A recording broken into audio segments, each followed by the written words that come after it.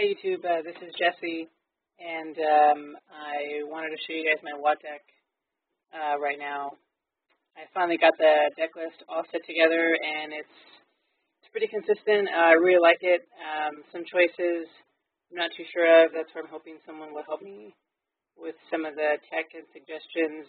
The deck's really thin right now. I'm running 41 cards, and it is tight. I know of a lot of techs I wanted to run, and I just couldn't fit it in there.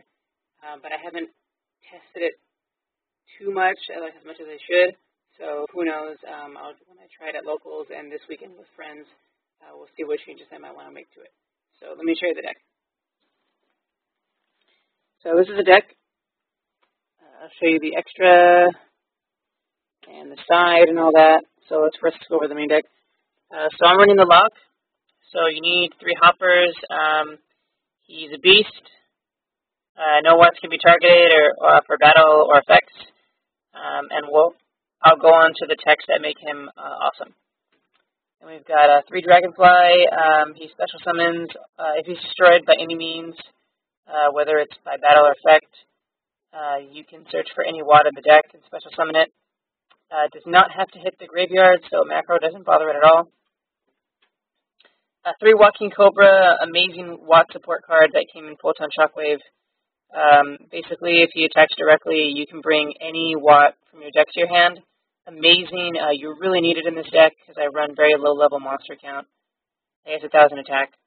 Then the beater, of course, 3 Watt Giraffe, 1,200 attack. If you get a direct attack in, your opponent cannot activate any effects, spell trap or monster effect the rest of the turn, so you get a negation free turn to do whatever you want. And then those are all the Watt monsters, so there's 12 Watt monsters. And I'll offset the tech. 2 effect Veiler, because you really need to stop those Black Rose and Trish plays. It's like essential to stop those plays. 1 Honest, because I run all lights, and if you run all lights, you need Honest. 1 Sangan, because Sangan searches all the monsters in the deck. It's a 16 monster count. And then we'll go on to 1 Monsterborn, Book of Moon, 1 for 1. Basically, your staple cards. Dark Hole and Heavy have no place in this deck because I never get a chance to use it. If I need to play Dark Hole or Heavy, I'm probably losing really bad.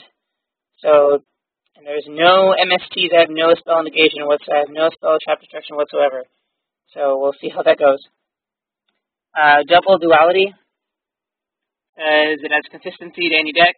It's really good. Double Messenger piece. I know there's 3 MSTs and Heavy in the format right now, but it's good to bait MSTs and also, and it still stops my setup. So my opponent doesn't have MST. I mean, they're not going to be able to Tengu their way out of stuff. So Messenger piece is pretty necessary. Recycling Batteries, because it gets all my Watt monsters from the graveyard to my hand. Off to traps. Start with staples. Starlight Road, Mirror Force, and the Solemn lineup. Then we'll go to tech traps. My new card that I love so much, 3 Safe Zones. Got to give a shout out to Justin Jones, one of my really good friends. Turning me on to this card. It's amazing on Watthopper. If anyone doesn't know what Safe Zone does, look it up. It's great. Basically, it pretty much kind of makes it like you have 2 Watthoppers. The only 2 things you have to worry about when you Safe Zone a Watthopper is MST, Heavy, and Piercers. Piercers hurt a lot. It sucks. That's why I need Messengers also stop Piercers when I have them Safe Zoned, so Black Wings make me cry. But it hasn't been a problem yet, so Safe Zone is amazing. Dark Bribe. I have 3 Dark Bribes, because negation in this deck is so important. You gotta stop. You have to stop, like, Monsterborn, Call of Thunder Kings, Heavy plays, all that stuff. Double Deep Prison for Monster Hate. Double Bottomless for Monster Hate. I tech 1 Watt Cancel. I tried running 2 and losing my Watts from my hand. It's not cool. Even if you have the Walking Cobras. Actually, they're called Wattcobras now. But the Watt Cancel is really important. It basically gives me, along with these, 4 potential chances to negate a summon of a Trish or Black Rose or something that I really don't want, like a Thunder King. So it's still really good. The card art is really bad, but, oh well. And then I tech 1 Fiendish Chain. Again, to stop really pesky monster effects that I don't like. So if you notice, I have a lot of back row and continuous crap, and that's why there's no heavy. And then my monsters, I rely on field presence, like really bad. I always have at least like 2 to 3 monsters in the field, so that's why there's no Dark Hole either or Torrential, because there's just no chance for me to activate it. If I do, it doesn't really, hold well for me. Anyway, let's go to the extra deck.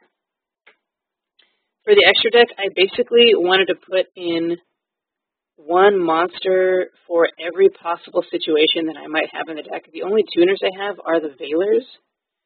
So I basically put in for every situation in which I would need to synchro. So you have a Formula Tinkeron, a Hopper, and Veiler. Army Arm with Veiler and Tengen. I know, totally random. Caster, Librarian. Dianite, because I can make 6s with Formula in any level 4. So Dianite, Brionic, Orange Dragon, and then Ancient Fairy is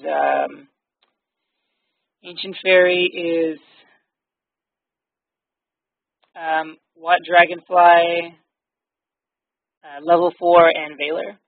So you got Ancient Fairy and Black Rose Dragon, and then for the Starlight Roleplay, Mistworm and Trishula.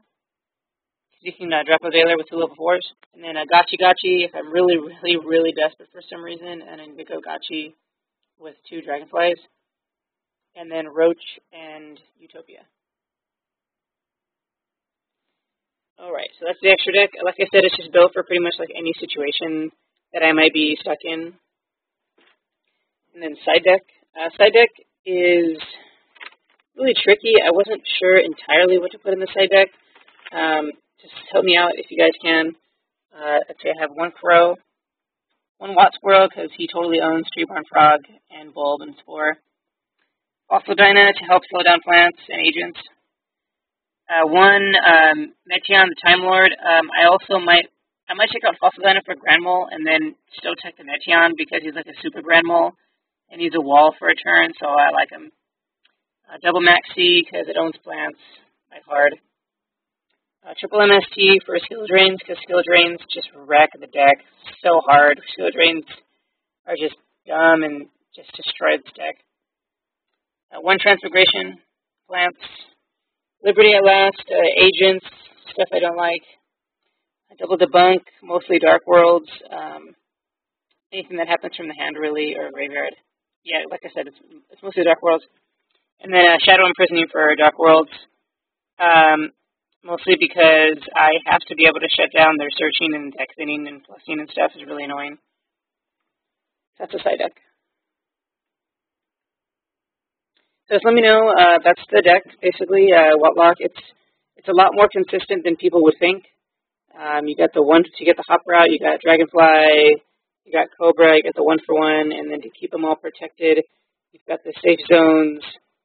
Warnings to negate summons, a book to stop tuners, Veilers to stop the synchro plays. Also, messengers help me set up. Dark Gripes protect all my continuous shit. But monster removal and more effect and summon stuff. So it's basically like a whole bunch of negation and monster hate coupled with attacking directly and protecting the hopper. In my opinion, this is the best Watt deck that you could run is based on hopper. There's no really other way to run the deck. I've tried so many times and failed so many times, and this is the most consistent build that I can create right now. So I'll let you know how it goes in the future with the build, and thank you so much for watching.